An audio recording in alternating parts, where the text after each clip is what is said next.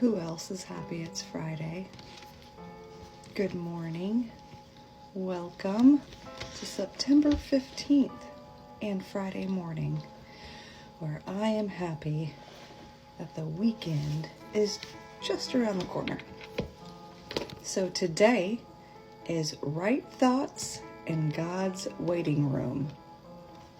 And just so y'all know, I don't read these before we do this in the morning.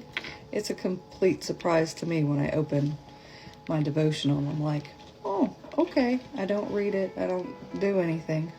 I wait so we can do it together. So let's dig in. So we're going to read Romans 8:6. Now the mind of the flesh is death, both now and forever, because it pursues sin. But the mind of the Spirit is life and peace, the spiritual well-being that comes from walking with God, both now and forever. Waiting on God can be difficult at times, especially if we have the wrong attitude and mindset. Instead of being negative and impatient, we can actively put our hope and faith to work, knowing that God is in control. Our thoughts and attitudes can keep us joyful while we are in God's waiting room. God's waiting room, that's pretty good. Here are some examples of right thoughts. I'm so excited to see what God is doing. I believe God is working, even though I don't see a change yet. God loves me, and I know He will take care of my problem. Psalms 139 says that God is thinking about me all the time, so I know He has not forgotten me. I will not live in fear, and I will never give up.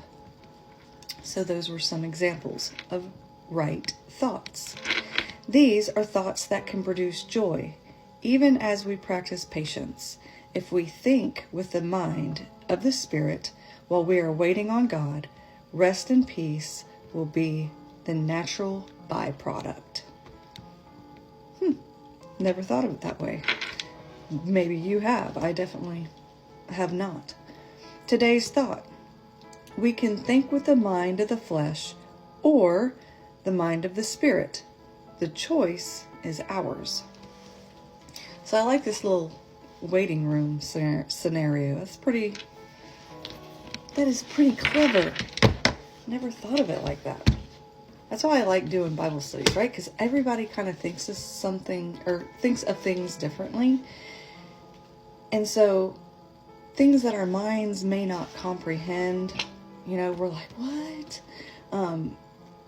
Somebody may write it or explain it a different way. And then our minds are like, oh, well, that makes sense.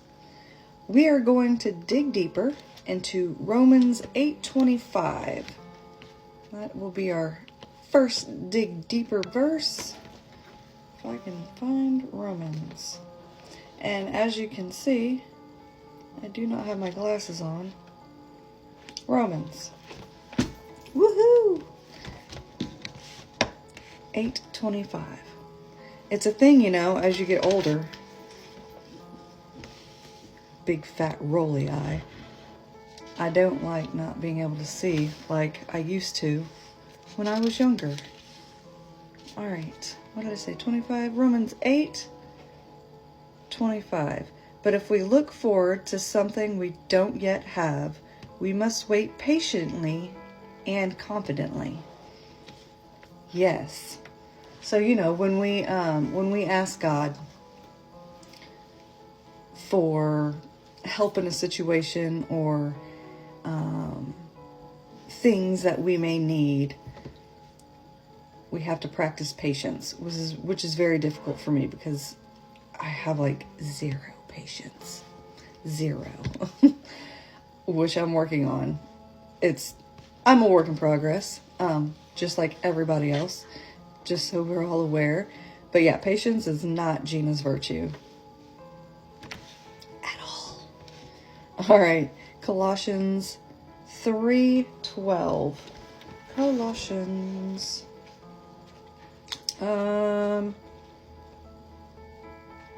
Colossians. Colossians. I know it's somewhere in here. Y'all are like, well, duh, Gina. Of course it's somewhere in there. You're in the Bible. I bet it's on this side. Colossians. Oh, duh. Sometimes I wonder about myself. All right. 3:12. Since God chose you to be the holy people he loves, you must clothe yourselves with tender-hearted mercy, kindness, humility, gentleness, and patience. Ooh, there's that patience word again. So these are 2 Bible verses I need to have like up on my walls and reminding me that, Gina, you need patience. But that's a really good verse. I don't know if I've ever read Colossians 3:12 before. I'm going to read it again. Since God chose you to be the holy people he loves, you must clothe yourselves with tenderness, mercy, kindness, humility, gentleness, and patience. I like it. That's a really good verse. I like that verse, guys. Actually, both of them are really good because they both speak to me, right? On the patience level. I'm going to underline both of them because I'm going to make them little references. So, even though we may be going through a difficult time, whether it's, one thing or just things piling up, just remember that even in difficult times, God is there and God is waiting. And those examples of our right thoughts to have, just being in like the good mindset, right? And knowing that God is going to take care of it. And trust me, I try to have like, the positive attitude, or look at things on the bright side, things like that. But of course, I of course have, the thoughts of, this is never going to work. Oh my, I just don't understand. I get that, right? I'm there with you. I do it too. But it's nice to know that God is always going to be helping us. Always. It doesn't matter. And like we've talked in past Bible studies, it's not in our time.